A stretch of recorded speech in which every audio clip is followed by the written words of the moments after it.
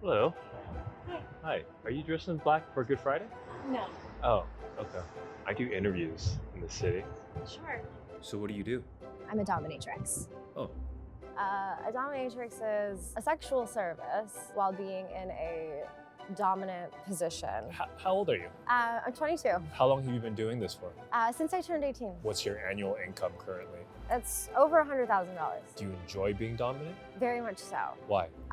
It's something that came very natural to me. What's your earliest memory of being dominant? Well, I was quite mean to all the kids in school, especially if I liked them. And I feel like that's one of the ways. And I just remember like adults telling me, don't do that. Do you have an example? Yeah, once I liked this girl, and so I wanted to do like a little wheelbarrow thing where you like grab their legs and you're like, they're like walking around on their hands. And I had a little bit of a crush on her. So I like dropped her and made her hit her nose.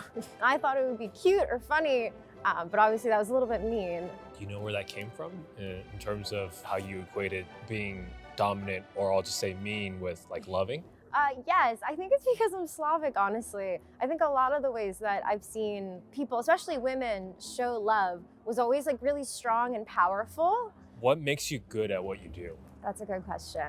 I think the best thing is I'm very good at gauging people's limits before they even know their own. Really just understand body language and certain tells of when enough is enough or just enough to still keep it pleasurable. To keep the flow going? Yeah. Flow Imagine- is really important. What some would say like a different state of mind where you're like finally in this almost like trance-like state. So when I'm in that space and I know that nothing else is going to distract me, I get really creative. And so I You think sound like an artist. it does feel like that to me. I've always seen BDSM as very artistic. Going back to what makes you good at it, I guess I was more curious about like, how are you good at being dominant? Quite early on, I saw the power I had in my sexuality and being able to use that, obviously consensually, in a way to just create this dynamic where the person is almost being used for my pleasure. And doing it in a way where the other person like wants it. Yes, of course. Yeah, I'm never just going up to random people on the street and like That trying. would be like that would be like assault. Or Yes, these are people who are coming to me. something. Imagine yourself in that most dominant moment. You're in that trance. What are you feeling? It's this like calm in the middle of like a storm. I just feel like there's so much action happening. Sometimes it's almost like I'm out of body and I'm looking down and I can see myself do this. And that's even more exciting at times. I can't explain it in any other way than I feel like I'm on a cloud. It's really beautiful. Can you give me an example? Like, I have no idea what you're talking about. Sure. So I'm actually doing a performance in LA in about 2 weeks. And in this performance, she's going to be waterboarded in part of it. And we need a way to make sure that she can still give like nonverbal signals, a nonverbal way to use like a safe word, basically. Yeah, not real waterboarding, right? It's real. You're gonna put a towel over her face and Yeah. pour water.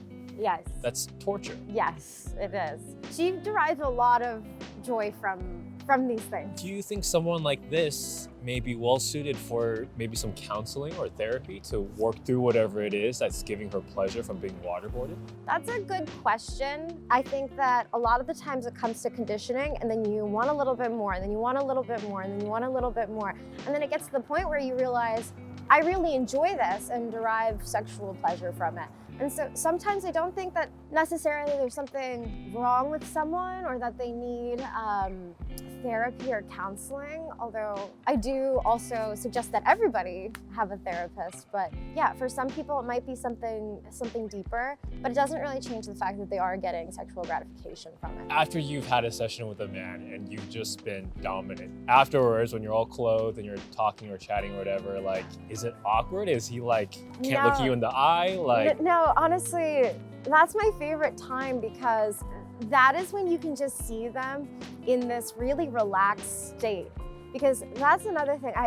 Almost every time that I finish a session, everyone tells me they're like, wow, I really needed that. I felt rejuvenated, or I feel so relaxed now. And I hear that so often, especially because majority of the people that I'm seeing are in positions of power, whether it be like, managerial positions, CEOs, things like that. Then they are in power all of the time. I see. And so it can be quite nice to relinquish some of that control. Even if it might be a little scary at times, but the scariness comes from the vulnerability, which is what makes it so fun. I can understand that now. Yeah. They're constantly telling other people what to do, that when they get told, maybe it takes the pressure off a little bit. They have no responsibility. It just maybe even takes them to like a more childlike state or something. Exactly.